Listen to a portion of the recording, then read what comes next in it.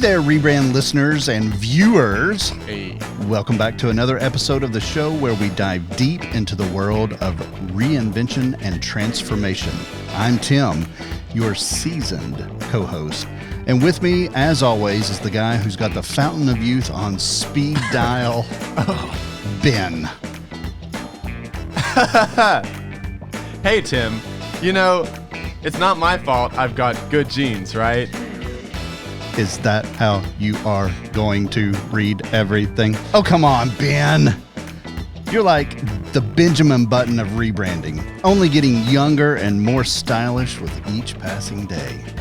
Well, Tim, someone's got to keep the energy up around here. But hey, at least I can help you remember what it was like to be young and carefree. Touche, Ben. Touche. All right, folks. Get ready for another exciting episode of Rebrand, where we'll be delving into some incredible stories of transformation and reimagining what's possible in the world of rebranding. So let's dive in. See, this is why I write the intros and Tim never writes the intros. Oh my gosh. Because when Tim writes the intros, we get garbage like that. Touche, Ben. Touche. No, that intro was written by our lovely producer, Chat Gibbet. Mr. Gibbet wrote that for us. Chat GPT. That was an artificial intelligence intro there for us, and well, I think it showed a little bit. It did. It had the good bones of what we wanted. A little, not as conversational as what we would like, but I literally typed in, write a podcast intro for Rebrand where Tim makes fun of Ben looking young or being young. And it couldn't even do that. I mean, No. it just gave me a bunch of compliments. It did compliment you, but it spit it out once I hit enter, it spit it out in 3 seconds? Yep. So interesting stuff, this artificial intelligence. I know. We're going to talk more about that in the coming episodes, I think. I've started using it more and more in my day-to-day, and actually, the real subject of our episode today is a conference that both of us went to, where there was a lot of artificial intelligence conversations. So we're moving in that direction. We're gonna address the artificial intelligence. It's all in the writing of the prompt, right? So we could have spent more time writing a prompt for that intro and gotten something more usable. We did, if for those longtime listeners. Back in the audio-only days at the beginning, our very first episode was heavily Chat GPT. It was. It had all kinds. I mean, go back and listen to it. I think that's still my favorite episode. It was pure chaos. I'm not even going to tell you what it was, but go back and listen to the Making Introductions. I think it was called Making Introductions. I think you're right. Yep. Go back and listen to that one. It's a banger. It really holds up. It holds up. Well, Tim, like I said, we were both gone last week. We were in Charleston. Yep. For the annual meeting, the first annual meeting in several annuals of the United Methodist Association of Communicators, UMAC. UMAC, that's for right. which you are on the leadership. Of. Tell our lovely watchers what that was all about. So this was actually the first time we've been able to gather since 2019 was the last time that we got together in person. United Methodist Association of Communicators is just a networking group that's made up of United Methodist communicators from the local church, from annual conferences, from general agencies such as GCFA or UMCOM, Board of Discipleship, so on and so forth. And foundations. Foundations are a part of that as well. I don't know which level that falls into, but there were a number of foundations. They were, yeah. Foundation. They have their own networking annual meeting as well, but they're welcome to be a part of this. It's a meeting where we get together for a little bit of continuing education and a lot of networking, just to kind of see who's doing what, how things are going, how we can improve on certain things. And like I said, the last time we were able to get together physically was 2019. So not only was it a good time for learning, but it was great to be able to see colleagues that I'd seen on Zoom for the past 4 years, but hadn't seen in person. It was my first UMAC event, and I knew a number of the communicators from our jurisdiction from the Southeast who I have met in the past. But outside of the Southeast, I really didn't know anybody. So I got to meet a lot of new people. It turns out there are communicators my age. That's crazy. Yeah, we do have more than one young person who are also members of the Fountain of Youth, as our friend Gibbet has to say. Yeah. But yeah, I mean, it was great. We had a lot of good time with a couple keynote speakers. Yep. We did some breakouts. We had some great food. I mean, we were in Charleston, had like a low country bowl. Say it again. We had a low country bowl. That's pretty good. Good. Yeah. We had some shrimp and grits for breakfast, which I think was just leftovers from the low country bowl. Maybe. But still good nonetheless. What was your favorite part? Oh gosh, so many. Well, my most favorite was again that getting together. Yeah. Being a connectional system within United Methodism is just an incredible thing, and to be with colleagues that were out from California, Oregon, all the way up to New Jersey, New York, Maine, South Africa. We did. We had a colleague from South Africa this year. It was just great to be able to hang out and just chat. And what about yours? We had some good speakers too. I loved our speakers, and the artificial intelligence by James Lee was tremendous. And we also had a disinformation session that was killer.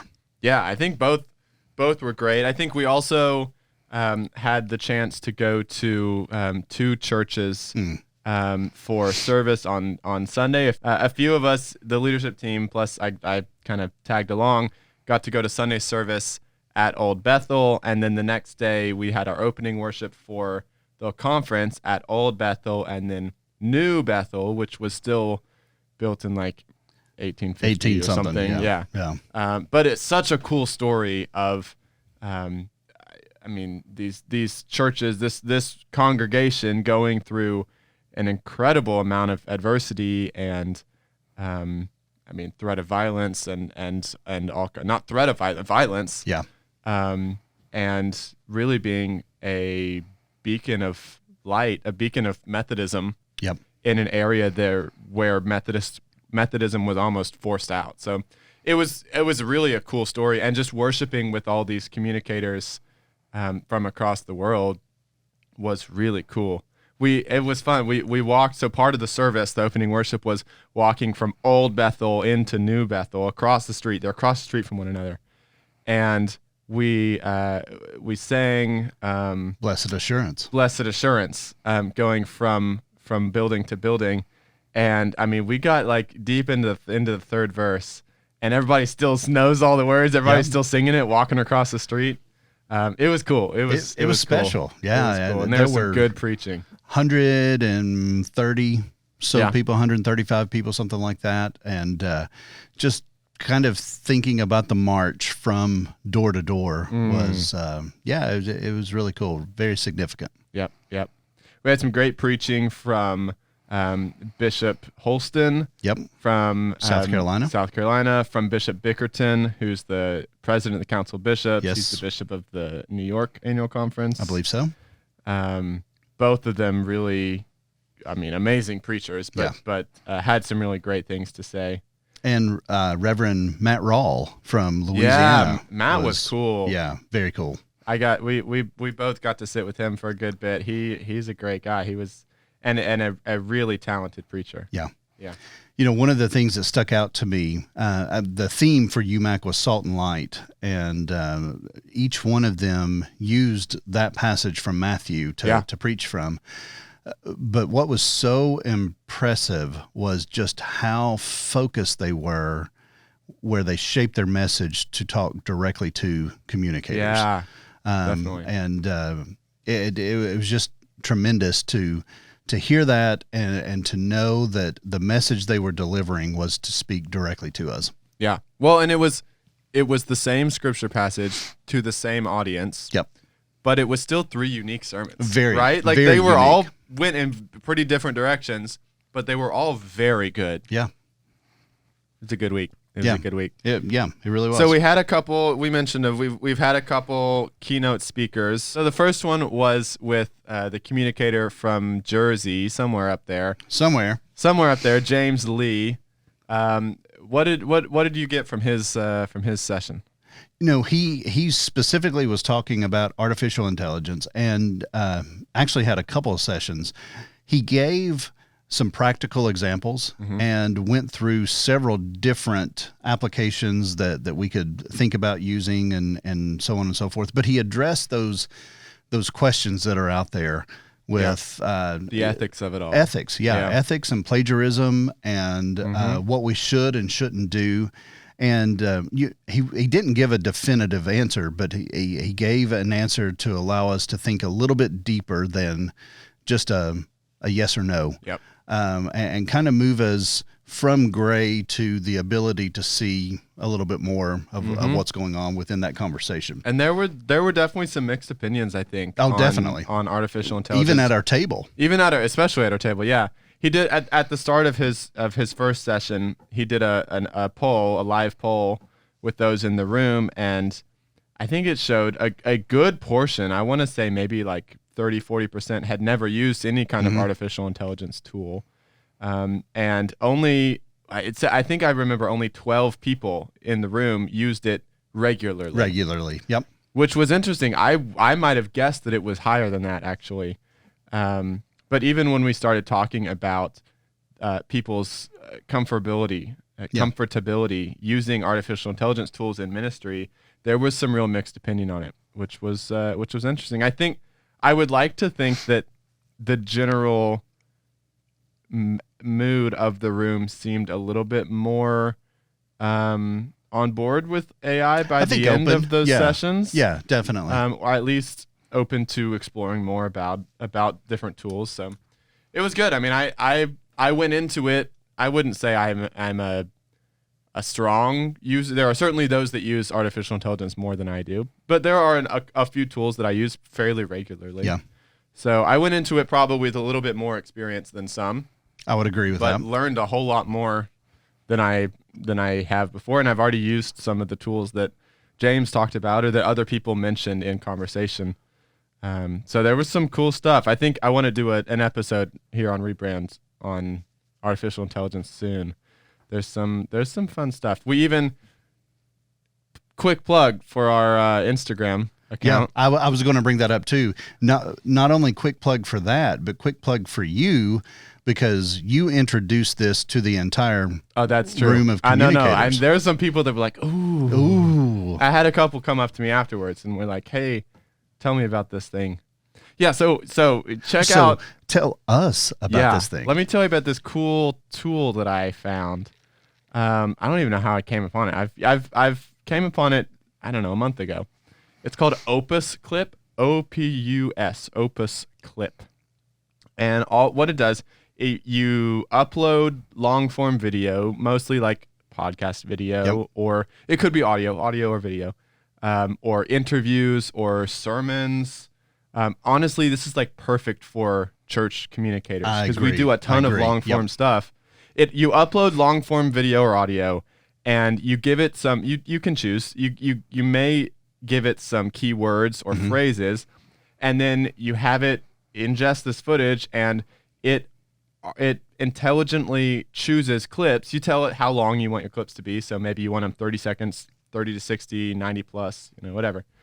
And it pulls highlight clips from your long form video and captions them, reformats them for social.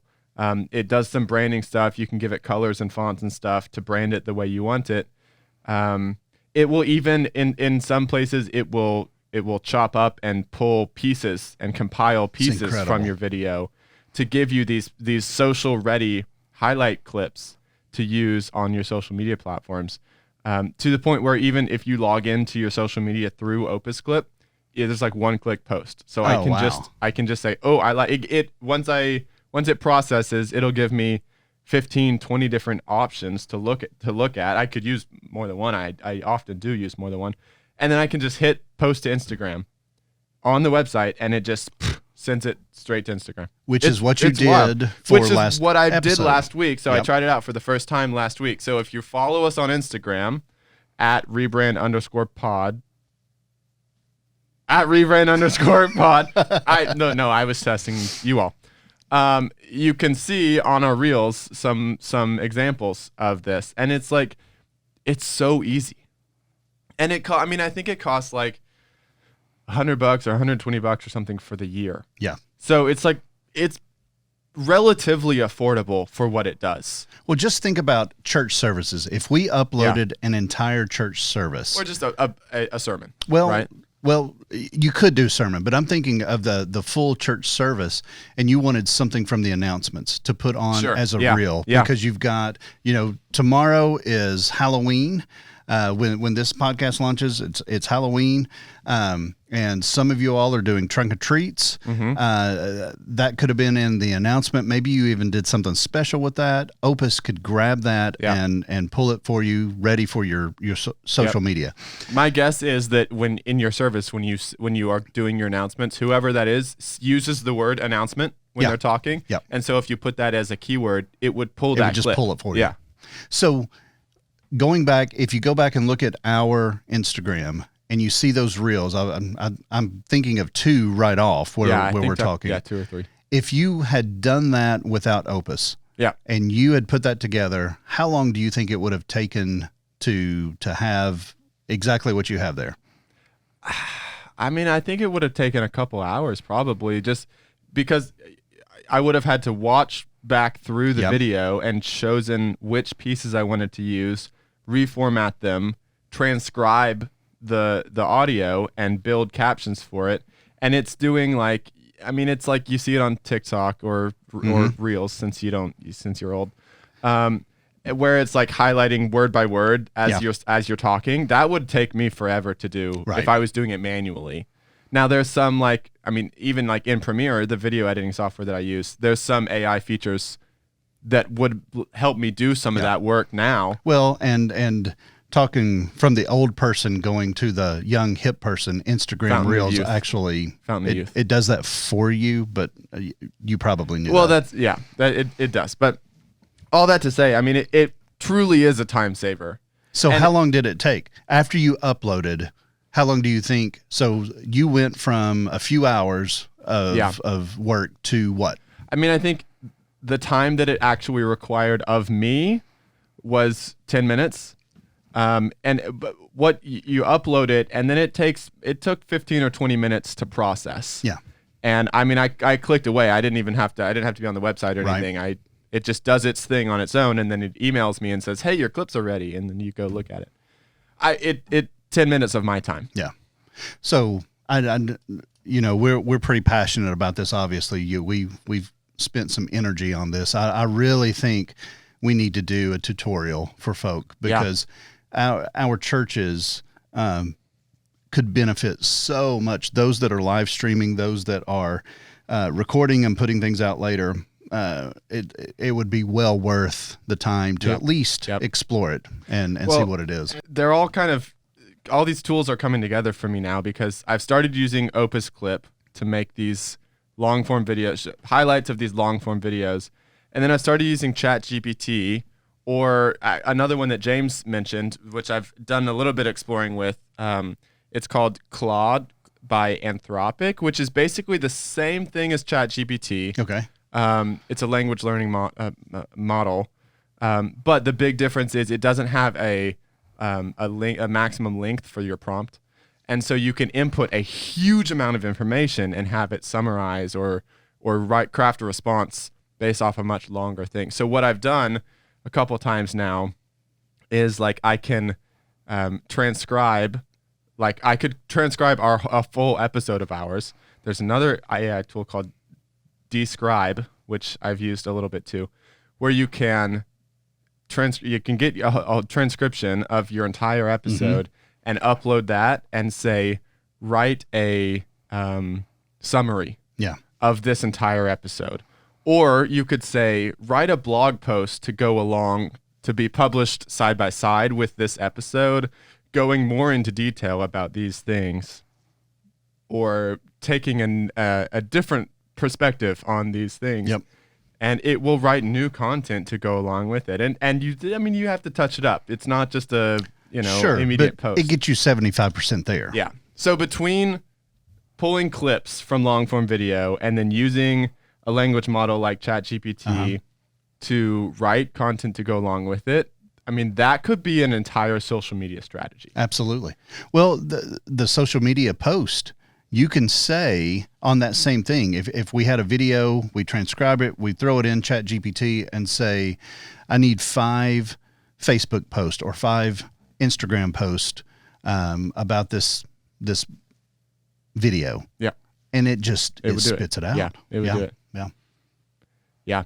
Yeah, we'll have to do an episode. I mean, there was some other tools, some other AI tools that James talked about, some others that I've used before. ChatGPT just had a huge, big update. Yeah. So it moved from GPT 3.5 to GPT 4.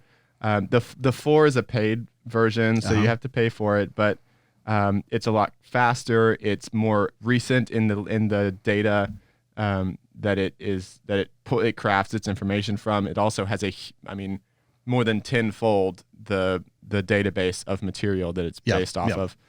But the big thing is ChatGPT 4 incorporates DALL-E 3, which is an image generation model.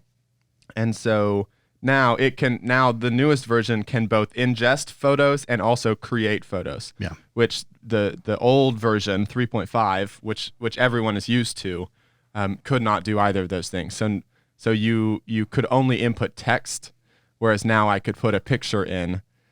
So like people give the example of take a picture of the stuff that's in your fridge, and GPT-4 will give you ideas for what dishes to cook based off of what you have, what recipes based off of what's in your fridge. That's a new thing, right? But it can also generate photos. So you've seen Midjourney or DALL-E 2 have been around for a while. Those are the ones where you see these AI generated pictures. And that's now built into ChatGPT, which makes it way more accessible. Midjourney was always really kind of cumbersome, almost intentional, and not almost. It was intentionally a little difficult to user to interface was difficult there. Yeah. So there's a ton that you can do now with GPT-4. I'm still kind of experimenting with some of those paid features. I mean, GPT-4 has been out for maybe a week. It's just over a week now. Like it's new. Right. Yep. So it's more to come on that one. Well, and AI is showing up everywhere, right? Oh, I mean, yeah. It's been everywhere. We're finally catching on that it's been everywhere. But your regular tools, people that use Grammarly to help write, it's in there now. Canva, they just released just a couple of weeks ago as well, where they have teamed up. I don't remember if they teamed up with Midjourney or if they teamed up with one of the larger one of the image generation tools, and I think they're calling it Magic something. I'm not sure. I don't remember, but anyway, it's showing up everywhere. So it's definitely something that we need to spend some more time on, help people understand where it's going, where it has come from, and how we can use it in a good way and not a bad way. Yeah. If you used any of the Adobe tools, they're Adobe's all like great. The newest set of updates for those tools are AI heavy. I mean, they After Effects, InDesign, Premiere. I mean, across the board. This was cool in Illustrator. You can go in and say, make me a logo for with this word or with this or this is the name of an organization. I want you to use these colors. This is the kind of like these are some words I want to inspire the feeling of the logo. I mean, you just like give it some stuff just like you would a GPT prompt or something. Yeah. And it will generate a multi-layer, like a vector file logo for you to use. I mean, it's why I haven't actually tried that yet. I really want to. That's wild. The table to the right of us, someone, when they were talking about that, they threw an image up, created that. Yeah. And then they shared it. And I saw the person that they shared it to had the full vector, had every one of the layers that they could go in and adjust. And again, it can save so much time once you kind of get the basics and understand how to prompt and which and then direction you're to go fine tuning and you're I mean it's a multi-step process, right? The more you give it, the better it will be. And then we talked a lot about with James and in his the conversation that he led, that it's not taking away the relevance of a designer or of a writer or of a, whatever. It is giving them tools to be more efficient with their time. He showed some stats and some research on it's not really raising the highest quality of work, but it's raising the floor. Yes. And so I think that's exciting. It's making things more accessible to those which it would not otherwise be so accessible. And I really believe that it is letting professional graphic designers focus more on the creativity of their job and less on the technical side of their job. Yep. Or letting writers focus more on the creative side of their job rather than the mundane grammar and writing. Right. I see a ton of positives. There's negatives. I see them. Absolutely. But I see a ton of positives. All right, so we've chatted about the AI portion, which was a big portion of the UMAC meeting. Mm-hmm. What's something else that really stuck out to you? Well, we had another speaker, Sabrina Joy Stevens, who was a professional speaker, trainer, coach. I think she works with all kinds with businesses, with organizations. And United Methodist. She is in her personal life, she's a United Methodist. She's not professionally a United Methodist. So in that regard, she was out of place in the room, but she fit in so well. She was good. So she talked all about misinformation, disinformation. Really, I think from a pretty academic standpoint. Very much so. And so she broke down a lot of the science and the psychology behind misinformation, combating misinformation, or how oftentimes when we try to combat misinformation, we're actually just exacerbating it. Yeah. I think back that one of the things that stuck with me was so often when someone says something that is true, especially if they are doing it intentionally. So no, it's not true. Sorry. Yeah. Someone says something that is incorrect. Mm-hmm. Your instinct is to say, that's not true. You just said that my eyes are blue. My eyes are not blue. That's a bad example because my eyes are indeed blue. But our instinct is to refute what they're saying by repeating it. And she said that's doing the opposite of what you're trying to do. That's only reinforcing it because that message that they said is just sticking in their brain. Yep. Because you're echoing it. Whether you're saying that's not true, you're still repeating the lie. Well, and the science behind that, which was so fascinating to me, was that our brains focus on image. Right. Our brains will focus on the nouns that are there. So what we're reiterating are those nouns. Yep. And the modifiers don't stick in people's brain. They don't stick out, which when she first said that, I wanted to argue, but the more I thought about it was, man, she's right. I mean, all we're doing is re-emphasizing what shouldn't be re-emphasized. Yeah.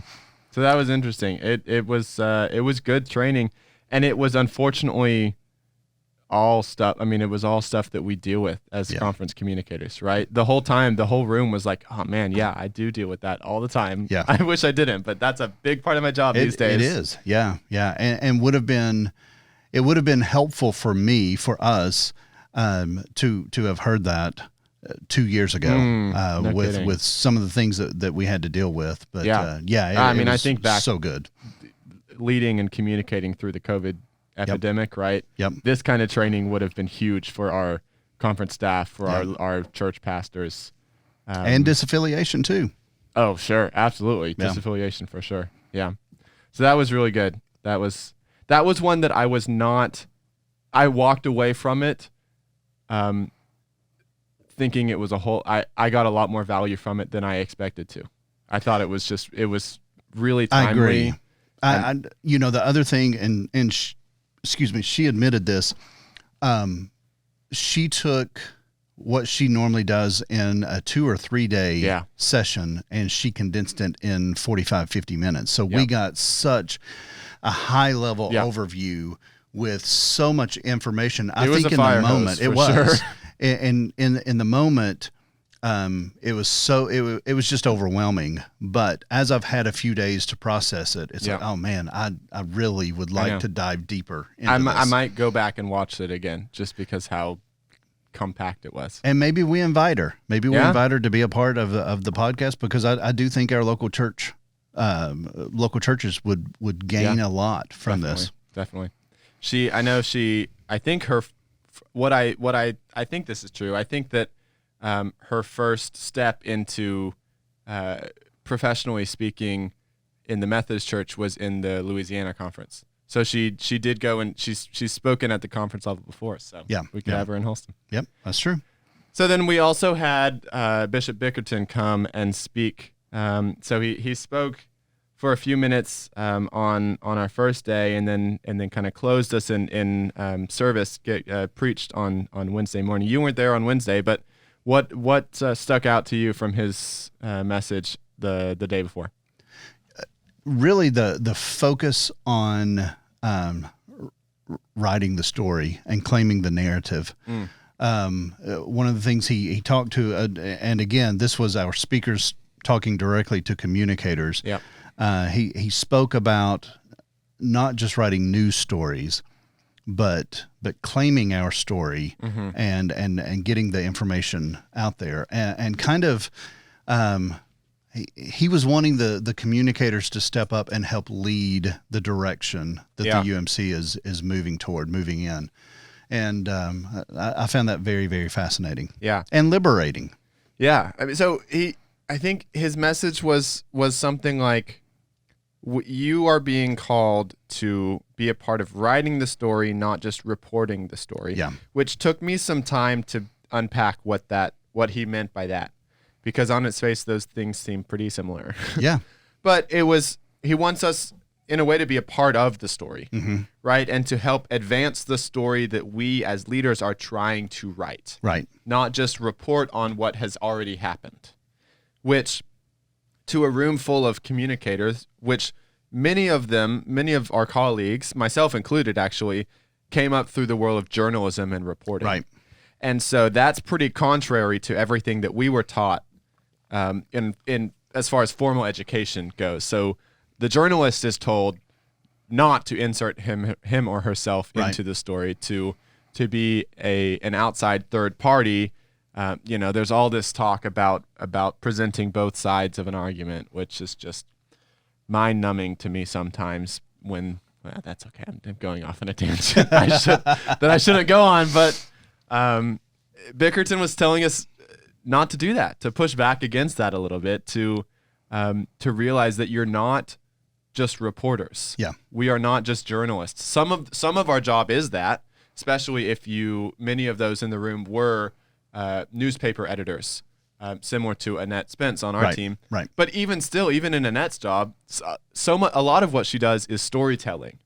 It's not just journalism. I say just. I mean, journalism is very important and necessary, but we do more than journalism, and that in those parts of our jobs, he is calling us, Bishop Bickerton is calling us to advocate for the new United Methodist Church that we are trying to build. That's right.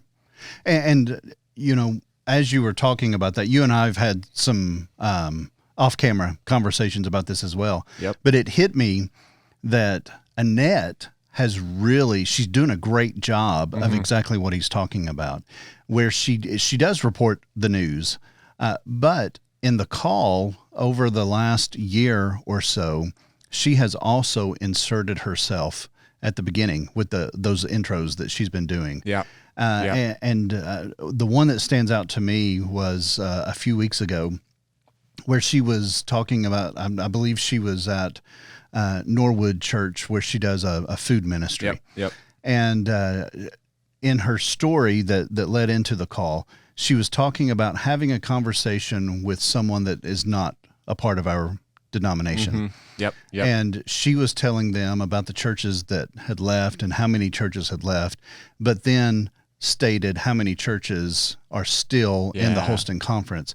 And the person that she was talking to was blown away at the current number. Yeah, the number that we have at being so large. Yeah.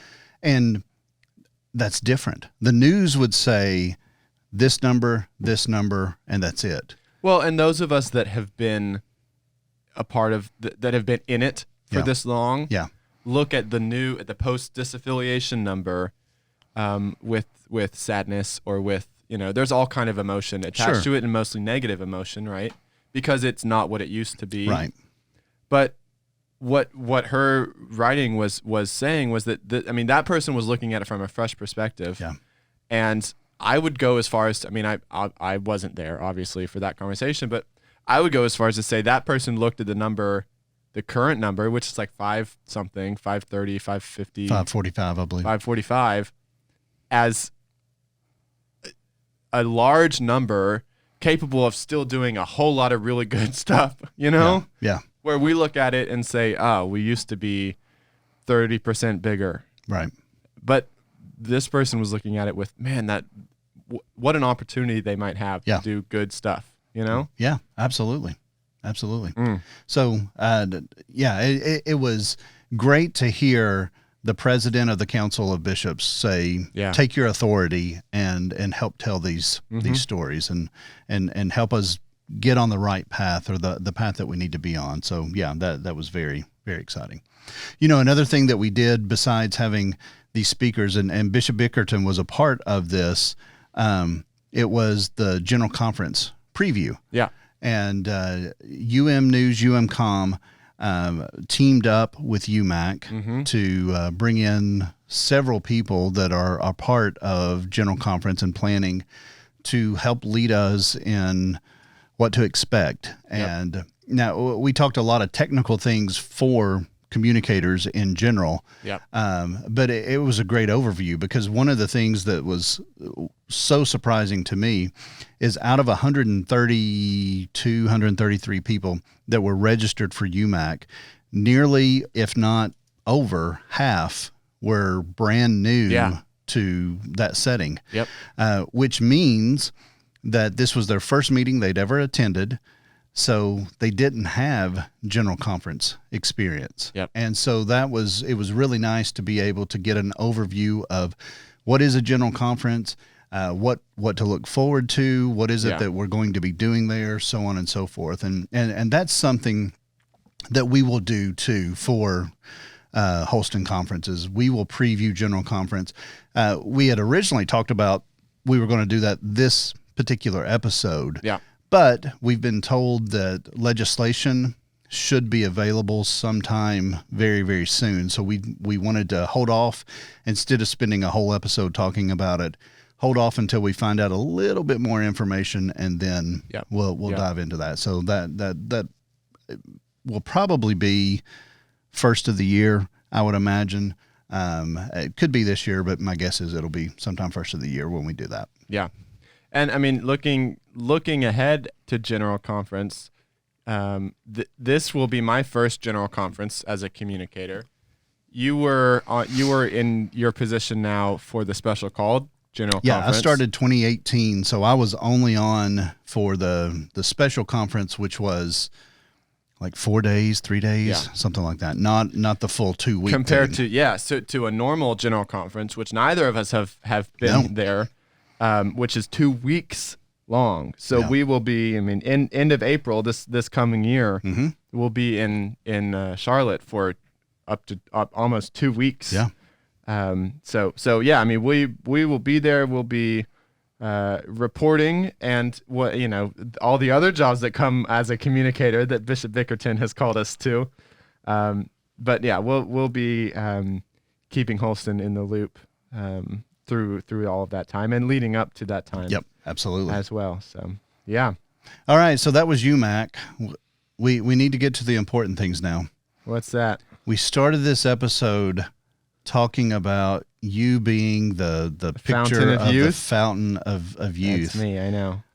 What happened to the facial hair? Dude, I gotta tell you, I hate it so much. You look like you're 12 years old. I know I look like I'm 12 years old.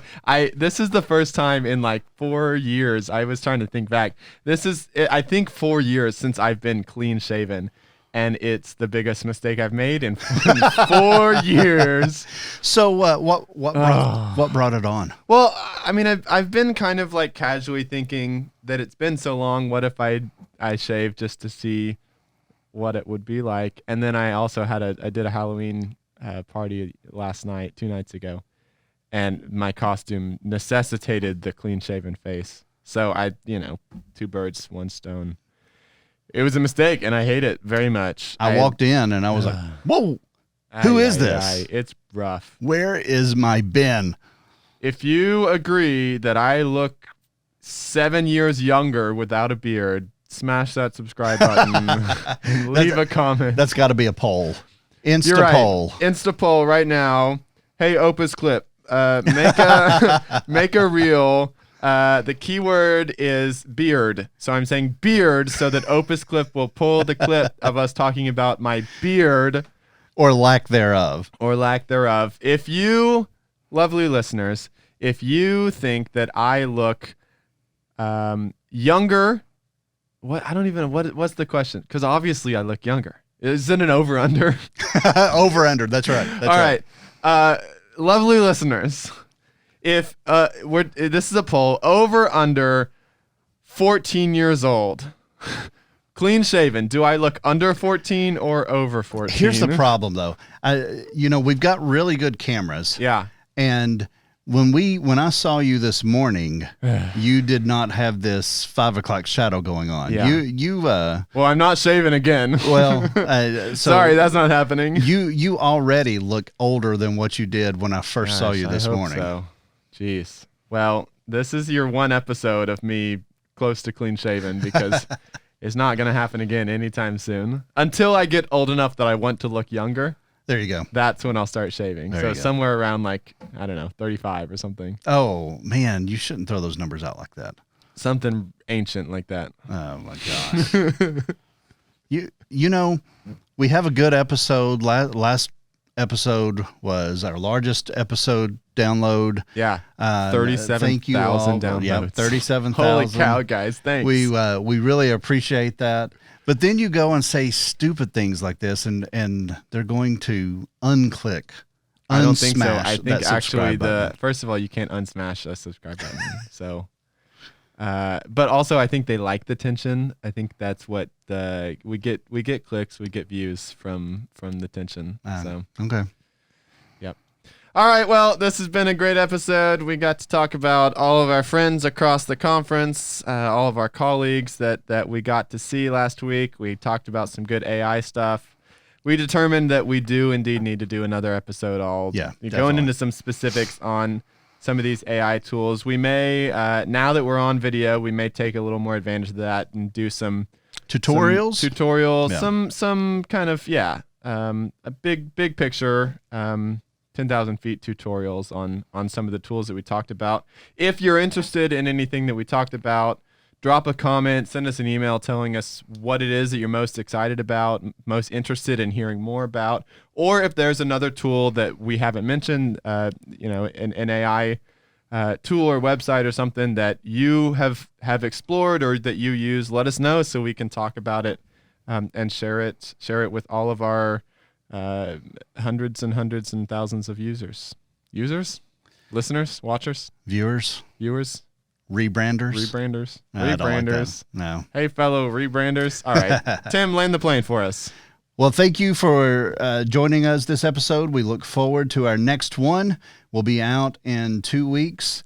Happy Halloween to those that are going out tonight. Be safe, have fun, and until next time, never grow your beard. That's great. That was weird. That wasn't even what I was trying to say. No. I was trying to say don't shave your beard. Yeah. You're awful. I know. Bye.